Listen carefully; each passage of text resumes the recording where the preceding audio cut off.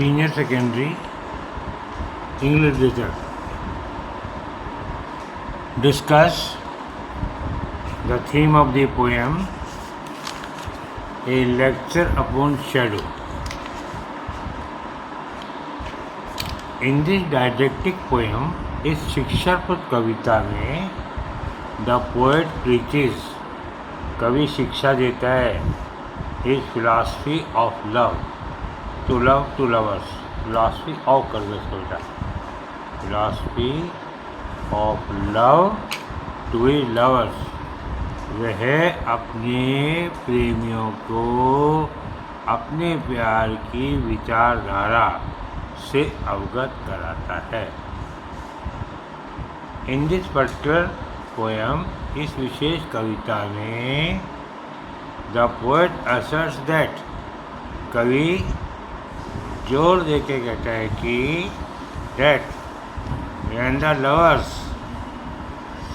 Meet for the first time, जब प्रेमी पहली बार मिलते हैं, दे आर स्कार्ड, ये एक दूसरे से जहीर होते हैं, सस्पिशियस, संदेह करते हैं, कंफ्यूज, भ्रमित होते हैं, and quite hesitant to express their true emotions and feelings, और वे अपनी सच्ची भावनाएं व्यक्त करने में हिचकिचाते हैं, भ्रमित होते हैं, संदेह करते हैं, एक दूसरे से भयभीत होते हैं। कहता है जब प्रेमी पहली बार मिलते हैं तो भय के मारे, भ्रम के मारे, संदेह के मारे, झिझक के मारे अपनी सच्ची भावनाओं का इजहार नहीं करते हैं। As there is lack of familiarity, मिलते थे परिचित, क्योंकि वो एक दूसरे से परिचित नहीं है, and mutual understanding between them, उनमें आपसी समझ नहीं होती। The poet call this stage, कवि कहता है ये स्टेज इज इनिशियल लव, कवि ने इस अवस्था को प्रारंभिक प्यार या इन्फेंट लव का है, शिशु प्यार का है, प्यार की प्रारंभिक अवस्था का है। Here the shadows follow the lovers, वो परछाइयाँ जो प्रेमियों के पीछे चलती हैं, दी शेडो सिम्बलाइज, ये परछाइयाँ प्रतीक हैं डार्कनेस, अंधकार का, कन्फ्यूजन, भ्रम का, मिसअंडरस्टैंडिंग, गलतफहमी का, डेल्यूजन, भ्रम का, सस्पिशन, संदेह, बिटवीन द लवर, अर्थात प्रेमियों में आपस में भ्रम है, नासमझी है, उनके अंदर अज्ञानता है। एज द टाइम पासेस, जो जो समय गुजरता है, ग्रेजुअली, धीरे धीरे, they try to understand each other nature, वे एक दूसरे के स्वभाव को, मूड, मनोदशा को, टेम्परामेंट, मिजाज को समझने लग जाते हैं।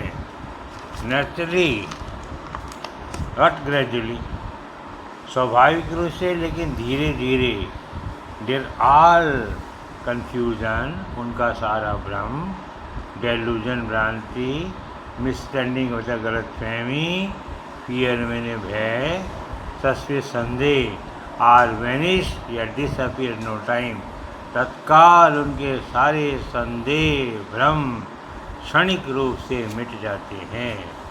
When they can freely express their feelings, अब वे खुलकर अपनी भावनाएं और इमोशन व्यक्त कर सकते हैं। Now mutual harmony develop between them, उनमें आपसी समझ पैदा हो जाती है।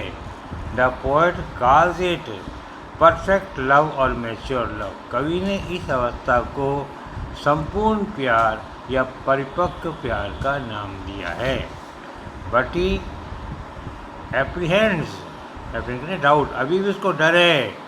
आफ्टर रीचिंग क्लाइमेक्स और जेनिथ, शिखर कर पहुँचने के उपरांत, देयर लव में डिक्लाइन और डिक्रीज, कहीं उनके प्यार में कमी गिरावट न आ जाए। ये कुदरत का नियम है, जो शिखर या चोटी पहुंचता है उसका पतन भी होता है। एज द वेस्टर्न लव, जैसे पश्चिम सा प्यार। मैं कल भी उसे कह रहा था, वेस्टर्न लव टेम्परेरी होता है। वह लवर बिलव्ड एक दूसरे को रिजेक्ट कर देते हैं, जैसे हम अपने पसंद कपड़े न आए और दूसरे पहन लेते हैं। As when the sun sets in the west, जैसे सूर्य पश्चिम में एट सनसेट, सूर्यास्त के समय उदय होता है। It loses all it's shine, तो ये अपनी सारी चमक खो देता है, लश्चर, इसकी सारी आभा खो जाती है। विद द पोएट एक्सपेक्ट, कवि का अपेक्षा है, देयर लव, इन मेरे प्रेमियों का प्यार, नाइदर डिक्लाइन नॉट डिक्रीज, इसमें कोई गिरावट नहीं आएगी।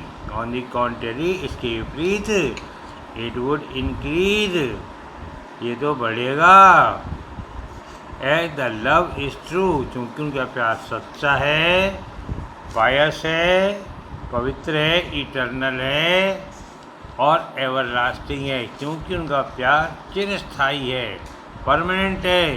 इसलिए कवि को उम्मीद है कि ये समय के अंतराल में घटने की बजाय